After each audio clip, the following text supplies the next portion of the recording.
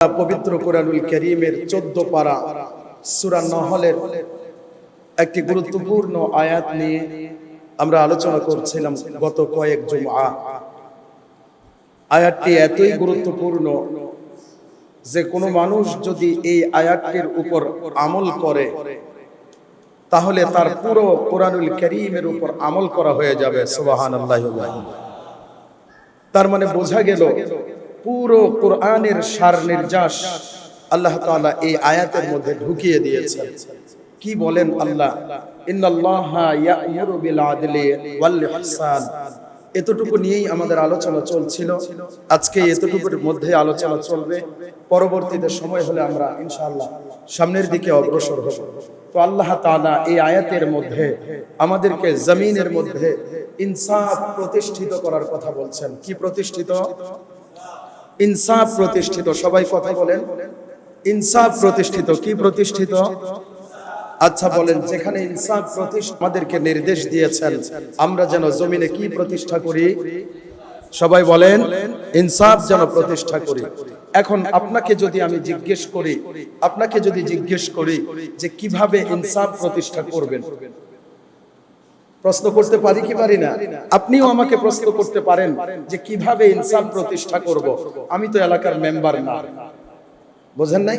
আমি তো এলাকার চেয়ারম্যান না, আমি তো কোনো পার্লামেন্ট সদস্য না যে আমার অনেক ক্ষমতা আছে, ক্ষমতা বলে আমি জমিনের মধ্যে ইনসাফ প্রতিষ্ঠা করব। বিষয়টা এমন নয়। বিষয়টা হলো ইনসাফ কিভাবে প্রতিষ্ঠা করব এর একটা সহজ সূত্র আছে। সহজ সূত্রটা কি? আজকে এই সূত্রটা সারা জীবনের জন্য ইনশাআল্লাহ মনে রাখবো। সবাই বলেন ইনশাআল্লাহ। সহজ সূত্রটা কি?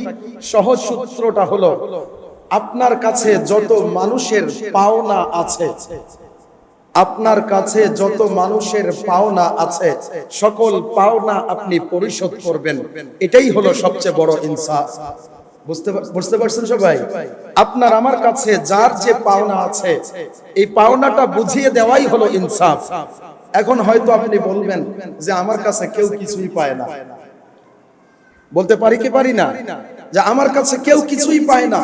কিন্তু আমরা যদি আজকের এই আলোচনাটা শুনি, আজকের এই আলোচনাটা যদি আমরা উপলব্ধি করতে পারি, তাহলে দেখবেন এই পৃথিবীর সব মানুষ আপনার কাছে কোনো না কোনো ভাবে পাওনা। কথা কি বুঝতে পেরেছেন? মানুষের জীবনে সবচাইতে বড় পাওনা কে জানেন? বড় পাওনাদার কে জানেন? আল্লাহ রাব্বুল আলামিন। সবচেয়ে বড় পাওনাদার কে? আল্লাহ। যে আল্লাহ তাআলা এই সূর্যের আলো দিয়ে, এই বৃষ্টি দিয়ে, এই মেঘ দিয়ে, এই অক্সিজেন দিয়ে, এই রাতের সূর্য দিয়ে, বিভিন্ন খাদ্য দিয়ে আমাদেরকে লালন পালন করছেন। তিনি কি আপনার কাছে কোনো পাওনা আছে না নাই?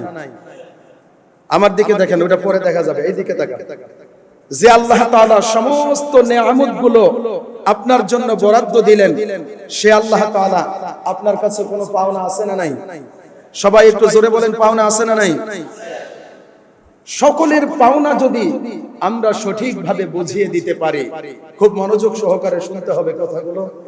আমরা যদি শান্তির সমাজ প্রতিষ্ঠা করতে চাই, আমরা যদি আদর্শ সমাজ গঠন করতে চাই, তাহলে আদর্শ সমাজের মূল ভিত্তি হচ্ছে সকলের পাওনা যথাযথভাবে আদায় করা। শান্তির সমাজ যদি গঠন করতে চাই, এর মূল ভিত্তি কি বলেন? যার যার পাওনা যথাযথভাবে আদায় করা। বান্দা হিসেবে আপনার কাছে আল্লাহর কি পাওনা আছে এটা খুঁজে বের করেন। একজন বাবা হিসেবে সন্তান আপনার কাছে কি পাওনা আছে খুঁজে বের করেন। সন্তান হলে বাবা মা আপনার কাছে কি পাওনা আছে এটা খুঁজে বের করেন। দোকানদার হলে কাস্টমার আপনার কাছে কি পাওনা আছে সেটা খুঁজে বের করেন। কাস্টমার হলে দোকানদার আপনার কাছে কি পাওনা আছে সেটা খুঁজে বের করেন। এভাবে সকলের পাওনাগুলো আমরা যখন যথাযথভাবে আদায় করব এই পৃথিবীতে, তখনই শান্তি প্রতিষ্ঠিত হবে। এর আগে শান্তি প্রতিষ্ঠা করা সম্ভব নয়। তাহলে আমাদের সবার আগে জানার দরকার যে আমার কাছে আল্লাহর পাওনা কি। কথা বলেন ঠিক কিনা? আরো জোরে বলেন ঠিক কিনা? আমার বন্ধুগণ লক্ষ্য করেন, আল্লাহর পয়গম্বর হযরতে মুআয ইবনে জাবাল রাদিয়াল্লাহু তাআলা আনহু কে নিয়ে সফরে বেরিয়েছেন। উটির মধ্যে অথবা ঘোড়ার মধ্যে সামনে রাসূল বসা, পিছনে রাসূলের একজন জলিলুল কদর সাহাবী হযরত মুআজ ইবনে জাবাল রাদিয়াল্লাহু তাআলা আনহু বসা। আল্লাহর পয়গম্বর হযরত মুআজ ইবনে জাবালকে ডেকে বলছে, ও মুআজ। হযরত মুআজ পেছন থেকে বলছে, লাব্বাইক ইয়া রাসূলুল্লাহ, আমি উপস্থিত আছি, বলেন কি বলবেন। আল্লাহর পয়গম্বর আবার ডাক দিলেন, এই মুআজ। আল্লাহর পয়গম্বরের ডাকে সাড়া দিয়ে হযরত মুআজ আবার বলে, লাব্বাইক ইয়া রাসূলুল্লাহ। আল্লাহর পয়গম্বর তৃতীয়বার আবার হযরত মুআজকে ডাক দিয়ে বলছেন, এই মুআজ। হযরত মুআজ বলে, ইয়া রাসূলুল্লাহ, আমি হাজির আছি, আপনি কি বলবেন বলেন। বলেন তো নবীজি কয়বার ডেকেছেন? জোরে বলেন কয়বার? হযরত মুআজ কাছেই ছিলেন, নবীজির সাথে উটের পিঠে অথবা ঘোড়ার পিঠে নবীজির পাশেই বসা ছিলেন। তিনবার ডাকার কিন্তু কোনো প্রয়োজন ছিল না, ঠিক কিনা বলেন? কিন্তু আল্লাহর পয়গম্বর তিনবার ডেকেছেন, তার মানে অনেক গুরুত্বপূর্ণ একটা কথা বলবেন হযরত মুআজের দৃষ্টি আকর্ষণ করার জন্য। এই যে আমার কোলের সন্তানটা নিয়ে আপনার কাছে আসি, আমার জীবনের চেয়ে আমি আমার সন্তানটাকে বেশি ভালোবাসি। ওগো রাসূল, আমি ভালোবাসি, আল্লাহ কি এর চেয়ে বেশি আমার সন্তানকে ভালোবাসে কিনা এটা আমি জানতে চাই।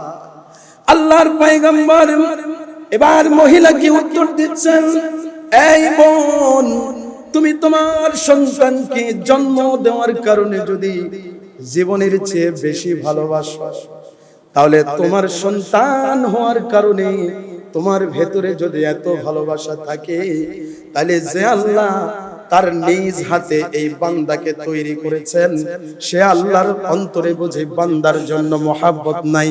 কি বলেন, আছে না নাই? জোরে বলেন, আছে না নাই? আল্লাহর পয়গম্বর বলেন, তুমি তোমার সন্তানকে যেই পরিমাণ ভালোবাসো, এর চেয়েও লক্ষ কোটি গুণ বেশি ভালোবাসেন কে? আরো জোরে বলেন কে?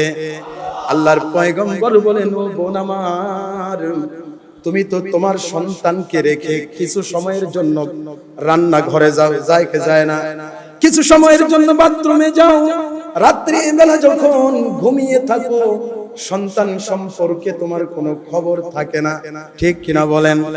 কিন্তু আল্লাহ রাব্বুল আলামিন বান্দা যেদিন মায়ের গর্ভের মধ্যে এসেছে, ওই দিন থেকে 80 বছর, 70 বছর, 100 বছর, যতদিন পর্যন্ত এই দুনিয়ায় থাকবে, প্রতিটা মুহূর্ত, প্রতিটা সেকেন্ড আল্লাহ রাব্বুল আলামিন তার বান্দার দিকে তাকিয়ে থাকেন। একটা সেকেন্ডের জন্য আল্লাহ রাব্বুল আলামিন বেখবর হন না।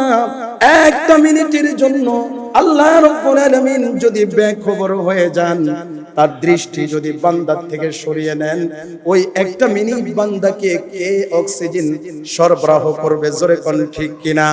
আল্লাহ রাব্বুল আলামিন যদি 1 মিনিটের জন্য বান্দার থেকে বেখবর হয়ে যান, সাথে সাথে বান্দার মৃত্যু অবধারিত হয়ে যাবে। জোরে বলেন ঠিক কিনা বেঠিক? আল্লাহর পয়গম্বর বলেন, বোন আমার, এই জন্য তুমি তোমার সন্তানকে যেই পরিমাণ ভালোবাসো, এর চেয়েও লক্ষ কোটি গুণ যিনি বেশি ভালোবাসেন, তিনি হলেন আল্লাহ। আরো জোরে বলেন আল্লাহ। এবার মহিলা দ্বিতীয় আরেকটা প্রশ্ন করছেন, ওগো রাসূলুল্লাহ, আল্লাহ যদি আমার সন্তানকে, আল্লাহ যদি তার বান্দাকে এত বেশি মহব্বত করে থাকেন, এত বেশি ভালোবেসে থাকেন, তাহলে কিয়ামতের দিন আল্লাহ রাব্বুল আলামিন তার এই বান্দাদেরকে কেমন করে জাহান্নামে দিবে? সুবহানাল্লাহ বলবেন? প্রশ্নটা কি সহজ না কঠিন? সবাই বলেন সহজ না কঠিন?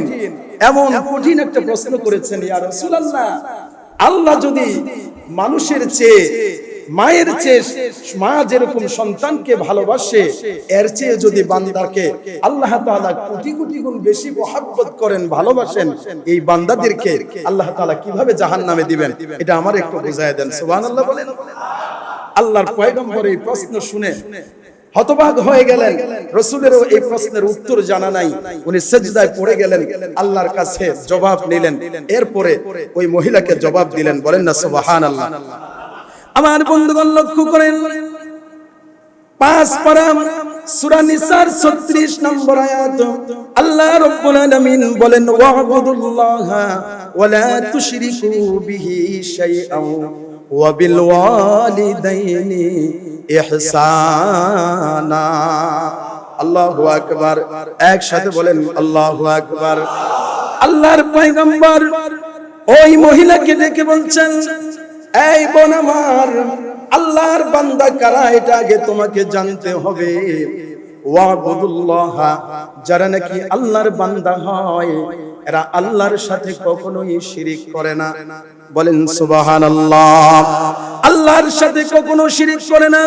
ওয়ালা তুশরিকু বিহি শাইআ, কোন প্রকারের শিরিক যারা করে না, শিরিক মুক্ত ইবাদত যারা করে, যারা নিজেদের নামাজ, নিজেদের ব্যবসা, নিজেদের সমস্ত কার্যক্রম একমাত্র আল্লাহর জন্য করে, অর্থাৎ শিরিক মিশ্রিত ইবাদত যারা করে না, এরাই হলো মূলত আল্লাহর বান্দা।